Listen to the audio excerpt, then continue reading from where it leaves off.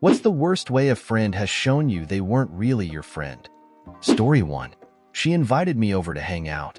35 minutes in, she said, "I'll be right back," got in the car with her boyfriend, and left me at her house with her younger siblings. She totally tricked me into babysitting. Story 2. A friend was moving internationally and offered me a fridge and a washing machine for about half price. I was in university and really needed them. I told him I could only afford about $20 per week, and he was cool with it. We agreed on $15 per week for a year. 6 weeks later, his girlfriend shows up to tell me he wants to take me to court to get the rest in one payment. I get served, go to court, and present our original agreement. His girlfriend argues that he urgently needs the money, but the judge doesn't care. Then, he calls my dad and claims I stole his stuff. My dad calls me. I explain everything, and he ends up paying the remaining amount just to make the guy go away. Story 3. For my 16th birthday, I invited my friends over for a party, including dinner. I spent all day cooking with my dad and even made beautiful chocolate mousse cups and chocolate bowls. I went all out and was so proud of the meal. I told everyone that dinner was at 6:30. Nobody showed up until 8:30. They arrived completely stoned and brought a bag of toys from Dollar Tree. By then, I had already cleaned up and put all the food away. Turns out, they had been hanging out without me on my own birthday. I was just an afterthought. Story 4. She invited me to her wedding as a gesture of reconciliation, then uninvited me when I RSVP'd. Another friend took me out to lunch and let me cry to her after I broke up with my ex. She said she had to go to her mom's for a while and would be back that evening with treats and a red box. She ended up hooking up with my ex. Story 5. After 25 years of friendship, I told my best friend that I was moving to her city. I had a great job opportunity and felt like it was the perfect time for a big life change. I was so excited to tell her. I could hardly wait. She flatly replied, "Cool." When I asked her which areas I should look at for housing, she just said, "I can't help you. You should just figure it out when you get here." We never had a fight. We had been close our entire adult lives, and I had always helped her in every way without hesitation. To this day, I have no idea why she started treating me this way. Long story short, we now live in the same city and haven't seen each other in 6 years. I'm pretty sure we live just minutes apart. I'll probably never know what happened. Story 6. After a pretty bad breakup, my ex got with 2 of my friends. It felt like she was doing it just to hurt me, and my so-called friends were willing to go along with it just to get some action. On Thanksgiving Eve, I was in the car with a third friend, telling him how much this was affecting me. He said, "That's so shitty, man. I'd never do that to you." The very next month, on Christmas, another friend showed me a picture of that same guy and my ex together on Instagram. They started dating shortly after that. Story 7. I lived with a girl who I considered my best friend. She was moving out before our tenancy ended, and our contract required a professional cleaning once a year at the end of the lease. Since she was leaving early, we agreed with the landlord to schedule the cleaning before she moved out. She said she would arrange the cleaning and that we would split the cost, which we did. On the day it was supposed to happen, I got home to find the flat a complete mess, stuff everywhere, like we had been robbed. I messaged her, suggesting she demand a refund because the place was left in an unacceptable state.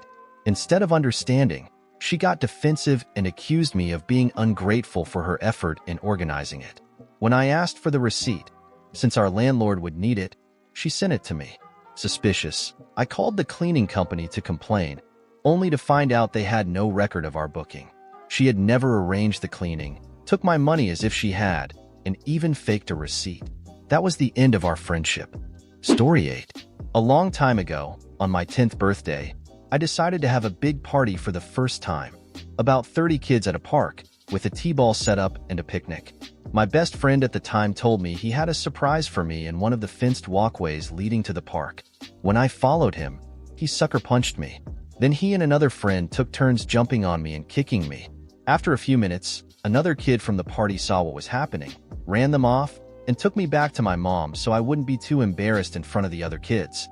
My so-called friend was the type of kid who would spray paint caterpillars just to watch them die, shoot BBs at stray cats, and throw rocks inside snowballs to hurt people. He never got in trouble for what he did to me because no one else saw it happen, and I never told anyone. even though my mom probably knew. His own mom tried everything to make him behave, but he was just that bad. Years later, he actually apologized. By then, he was a completely different person. Still a little atypical, but no longer malicious. He told me he had done it because another kid, Steve, wanted to be his new best friend and had pushed him to hate me. Steve hated me for being poor and Jewish, and my old friend was angry at me for calling him out on how cruel he could be. It being my birthday didn't matter because, in reality, I wasn't really friends with anyone. I had just been trying to make some for the first time. The boy who stepped in to stop them was someone I barely knew. He was the kid everyone else was afraid of because he had gotten big at a young age. The next year, he went to boarding school, and somehow, it really helped him.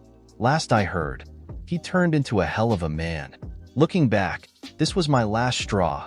The moment I realized I needed to stop putting up with this kind of treatment.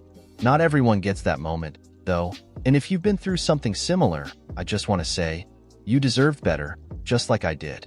Story 9. My friend and roommate ditched me after agreeing to be my chaperone for surgery. In college, I was in a hit-and-run car accident and needed skull surgery. My parents couldn't afford to fly out to be with me. When I told my friend and roommate about it, she immediately insisted that she would take care of me that day. I didn't even ask. She volunteered. Another friend offered to take off work to help, but I told him not to worry because she had me covered. The night before the surgery, I was incredibly nervous. It was the first time I was going through a major medical procedure without my family, but my friend wasn't around. When I texted her to ask where she was, she told me she was sleeping at her boyfriend's place. Since I wouldn't know the exact time of my surgery until 5 a.m., I warned her that it might cut things close if she wasn't with me. She brushed it off and stopped answering my text for the rest of the night. I sat there alone and afraid. At 5 a.m., I got the call. I needed to be at the hospital in 45 minutes and in the operating room by 6:30. I called her. No answer. I texted that I was taking a cab and could pick her up at her boyfriend's. Still no response. Panic set in. Without a chaperone, I wouldn't be allowed to leave the hospital after surgery. I ran out of time waiting and rushed to the hospital alone.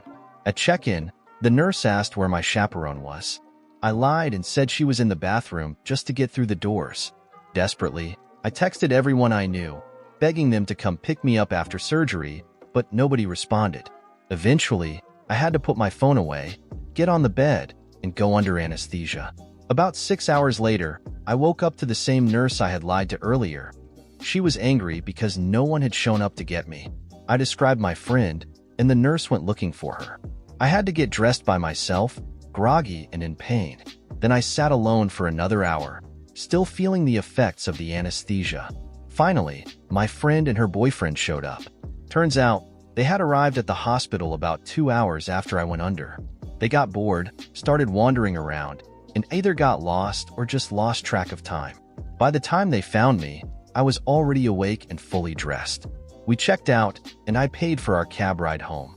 Once we got there, they sat with me for about 20 minutes before leaving again, to go back to the boyfriend's house. No plans, no emergency. They just wanted their privacy, I guess. That was the worst day of my life. Story 10. A friend of mine, let's call him Jay, has absolutely terrible luck with girlfriends. Nice guy, but every single one he's dated has either cheated on him, turned into an insane stalker, or had massive issues. His current girlfriend is a spoiled daddy's girl who's never worked a day in her life, has no plans to ever get a job, and is basically a leech. But that's not relevant right now. The first girlfriend I knew him with already had a few red flags. She had previously dated 2 other guys in our not very large friend group, but they all managed to stay friends because none of those relationships had been too serious or long-term. Then Jay starts talking about how he's planning to propose to her soon. I kept most of my judgment to myself. After all, they seemed happy. They'd been together for a few years, and ultimately, it wasn't my business. He mentioned his plan to others in the group too, which is why what happened next was so messed up. The plan was simple.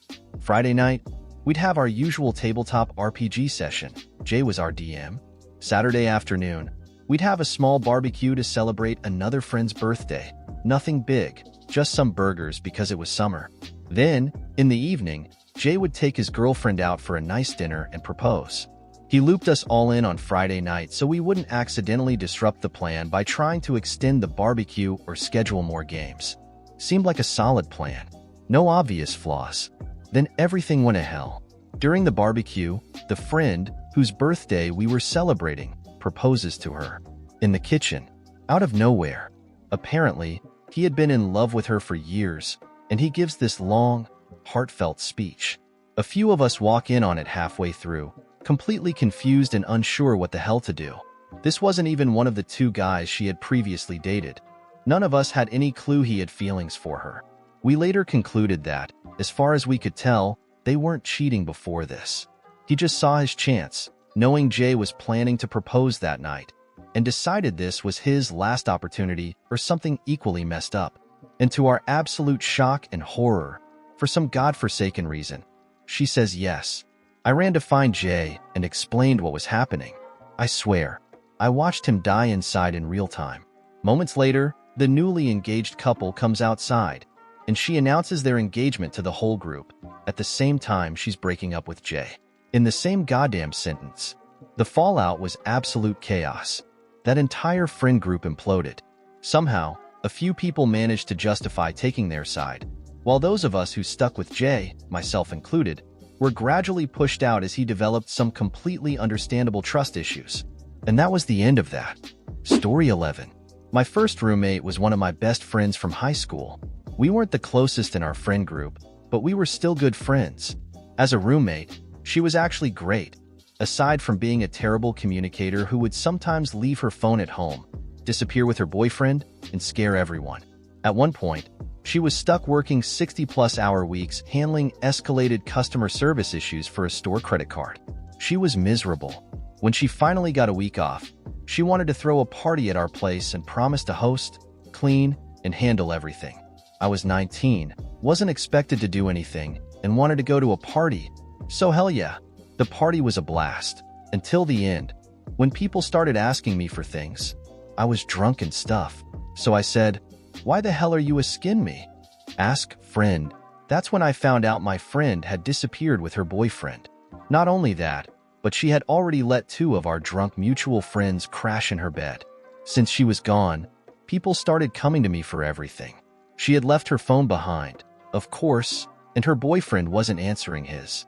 The next night, when she still hadn't come back, I cleaned up with a few of our other friends, who also couldn't believe she had ditched her own party. She hadn't been drunk or on anything, and she had specifically encouraged me to drink and have fun, saying she wanted to enjoy the hosting experience. Instead, she bailed, leaving me with a sink full of dirty dishes, food attracting bugs, and the absolute disaster you'd expect from 30 drunk idiots. It took 5 hours for 5 of us to clean, and we were actually good cleaners. She didn't come back for 3 days. The only time she did was 2 days after the party, when I was at work, just to grab some things. I know this because she left a stack of pizza boxes in the oven, which started a small fire. My dad had to check on the apartment for me. Finally, about 5 days after the party, I confronted her. She got so upset that she packed everything and moved out. Just like that. She cut off all of our mutual friends, and we later realized she had some extra shady stuff going on in the background. But yeah, phew. Story 12. It turns out he lied. About everything. We were friends for over a year, but it felt like we'd known each other forever. He always made it a point to tell me that I was the only person he trusted, that I was the only one he had. He would say, "Everyone leaves me and I always hurt people." My response was to make sure I never left his texts unanswered and to promise I'd always be there for him. Then, out of the blue, he told me our friendship was over. No explanation. I felt like my heart had been shattered. I cried for weeks, trying to figure out what I had done wrong. Our mutual friends reassured me that he had a very good reason for cutting me off and that he'd come back soon. So I waited. I worried about him constantly. He told all of our mutual friends what was going on, except me, and even told them not to let me know. Finally, one day, my best friend called me and told me the truth. He had lied to every single person he knew. Nothing we thought we knew about him was real. He told everyone he had been diagnosed with cancer and needed to take time away from people. During our friendship, he had opened up to me about his supposedly abusive household, and I spent so much time reassuring him that he deserved better, even offering to help him get out of there. None of it was true. The truth came out when one of our friends caved and called his sister to check on him. She was confused. He was completely healthy. And when asked about their parents' supposed separation, she confirmed they were still together and had never been at risk of divorce. Everything he ever told me was a lie. Story 13. I had been seeing a girl for several months. We weren't officially together, but we introduced each other as boyfriend and girlfriend. When my birthday came around, I had some friends over for drinks. One of them was Aaron, the last guy from my old school friend group that I still kept in touch with. Pretty sure this was my 22nd. So we've been friends for a while. My girlfriend was drinking a lot and started flirting with him because she thought I wasn't giving her enough attention. I didn't really mind at first.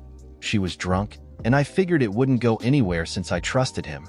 By the time things were winding down and people started heading home, she was absolutely plastered. Aaron was also drunk and planned to sleep on the couch. At some point, the two of them ended up making out on the couch, maybe more. She started throwing up not long after, which sobered her up enough to realize what she was doing. The next morning, Aaron acted like nothing had happened and that we were still friends. I just sat there, waiting for enough time to pass so he could drive home. The moment he left, I blocked him on everything. Then I had a talk with my girlfriend. I ended up forgiving her since she was wasted and genuinely sorry. A few days later, I found out at least two of my other friends had told Aaron to stop because she was my girlfriend. He just ignored them and made excuses. Looking back, it really wasn't a surprise. A month after my previous ex broke up with me, he started dating her, then cheated on her with one of his little brother's drunk friends and got dumped. Story 14. He ditched me repeatedly on a trip where I had a broken ankle and couldn't walk, even though he had agreed to help me. Instead, he spent the whole trip so wasted that everyone had to help him instead. One summer while I was in college, I broke my ankle and stayed in my hometown with my mom to recover. One weekend, my friend asked me for a ride up to our college town. I was mostly recovered but still needed crutches. I said yes because I had some things to take care of, but I told him he'd have to help me get around and do all the driving since I couldn't press the clutch. He agreed. As soon as we arrived at my apartment, he immediately took 3 shots so he wouldn't have to drive. Then he wanted to go smoke at his friend's place. I don't smoke, and I wasn't about to crutch 2 miles just to sit there and watch. I told him to invite his friend over instead. He said no and left. I didn't see him again until the next night when he swung by to take me to a party while already completely drunk. I had been alone the whole weekend, so I agreed to go. The party was fine, and late into the night, I was actually hitting it off with a girl. Then my friend, now absolutely trashed, told me we had to leave. I gestured to the girl and told him I wanted to stay. His response? He insulted her. She walked away. If that wasn't bad enough, he then refused to walk me back to my apartment because it was too out of his way. It wasn't. So at 1 a.m., I had to crutch a mile back alone. I still have no idea why he insisted on leaving with me if he had zero intention of helping. The next day, we were supposed to drive back to our hometown, but he wasn't answering his phone. I finally gave up and drove to his place, even though using the clutch hurt my ankle. Turns out, he had been drinking and smoking all night and was in no condition to drive. His roommate had to help me get him into the car. Then I drove 3.5 hours back while he slept and my ankle ached. Clearly, he just wanted to go back to party and get a free ride.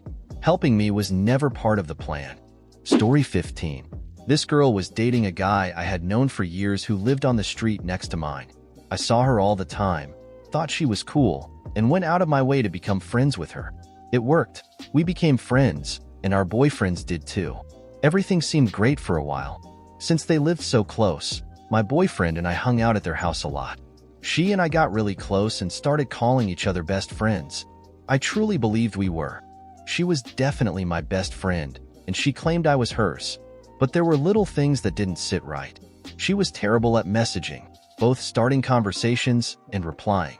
I brushed it off since she had depression, but it got exhausting trying to keep in touch. She also never came to my house, despite living one street over. So if I didn't go to hers, we just wouldn't see each other. She often suggested plans, like going to the beach, but then she'd end up going with just her boyfriend. inviting me only once despite always saying she wanted us to go together. For her birthday last year, she mentioned wanting a small party that fit within COVID guidelines. Whenever she brought it up, I told her I thought it was a great idea, but she never actually made plans or talked about details, so I assumed it was still up in the air. The week before her birthday was rough. My mom got sick and was hospitalized. It wasn't new, but it was always stressful for me. Because she was bad at messaging and I had to physically go to her house to see her, we didn't talk much that week. My boyfriend, however, had been hanging out at their house every day. Then, on Saturday, I got on Facebook and saw a post from her, pictures from her birthday party, thanking everyone who came. At first, I panicked, thinking maybe I had been invited but forgot about it in all the stress. So I messaged her, apologizing for missing it. She replied, "It's okay. It is what it is." A few hours later, I started thinking about it more and realized she had never actually invited me. I messaged her again, telling her how much it hurt. She claimed she had told my boyfriend the details and even said we could catch a ride with them. Okay, fair. Maybe he forgot to tell me. But I told her she should have invited me directly instead of using him as a messenger. She didn't reply for 2 days. When she finally did, she didn't apologize. She just said, "You know what I say, girly, it is what it is." That response made me rethink our entire friendship. I realized I had always put in more effort than she ever did. It hurt, but it was eye-opening. The fact that she couldn't take 2 seconds to send her best friend a message but had invited everyone else, including someone from another city, made it clear she was never a good friend. She never put effort into our friendship because she didn't care to. Meanwhile, I put in effort because I genuinely wanted to be her friend. As soon as I stopped trying, our friendship fizzled out. Even worse, she was a complete hypocrite. She had always complained about past friendships where she was the one putting in all the effort and felt used because of it. And yet, that's exactly what she did to me. Story 16. I don't know if this belongs here, but this is the first thing that came to mind. Back in high school, when I was 14, I was young and innocent. I smiled, talked to everyone, and genuinely believed I could consider everyone my friend. I was kind of nerdy and just trying to fit in, but the whole class saw things differently. They had a code name, Star, and everyone would talk about her. Star thinks she's so smart. Star thinks she's so pretty. Star always wants to be the center of attention. Star is such a teacher's pet. I had no idea who Star was, so as I listened to everyone talk about her, I assumed she must have been a terrible person to earn the entire class's hatred. Then, during the final month of senior high school, they decided to do a big reveal. After class, about 30 of us gathered in a circle. Someone counted down, 1, 2, 3. Every single person pointed at me. I was stunned. Then, one by one, they told me exactly why they hated me. They hated when I spoke up in class. They hated my voice. They hated me for trying too hard to be at the top. I wasn't. I was just trying not to fail. They hated my perfume. It was cheap cologne because I wasn't rich. They hated my long hair. They even hated my socks. Seriously, my socks. One girl admitted she tried to steal my boyfriend because she thought I didn't deserve to be with someone. One guy spread a rumor that I had been flirting with him. I hadn't. I was just teaching choreography for a PE activity. Others said I was trying too hard to be one of the boys because the girls wouldn't accept me. The list went on. I just stood there, speechless, crying silently as 29 people told me why they despised me. I didn't go to school for the next few days. I had a fever, and honestly, I was just too crushed to get out of bed. I was depressed. That moment stayed with me for years. Even now, 10 years later, I still don't understand it. People will find any reason to hate you if they want to. Needless to say, I cut off all communication with my high school classmates. Even now, I still cry when I think about it. But I'm grateful I found good friends in college, people who helped me get my confidence back. If you enjoyed the video, don't forget to leave a like and subscribe, activate the notification bell, and share a similar story or anything you'd like to say in the comments. See you next time.